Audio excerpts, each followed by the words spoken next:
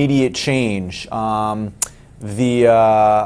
change really won't be made from Burberry to Apple until the spring of next year. So presumably it will give some time, frankly, for plans to be kind of drawn. But what do we expect? I mean, there are a couple things that I think come to mind. Most obviously, and people don't really remember or think about this, Apple hasn't had a head of its retail operations for 2 years. So this really, I think, fills an important void for a key business at the company.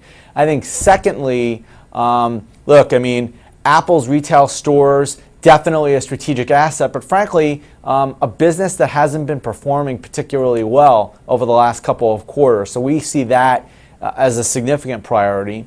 I think in addition, it's fair to say that there's going to be an emphasis not only on the retail stores, but international expansion. If you look at Burberry, I think more than a third of their revenues are originated from China alone. So we look at that to be a big theme for Apple in the coming years, and we think this new hire is going to help that process. Then we think about digital. You know, Burberry has been, we think, pretty proactive and innovative when it comes to digital in terms of things like marketing. So we expect Apple to maybe embrace some of those technologies in that context a little bit more.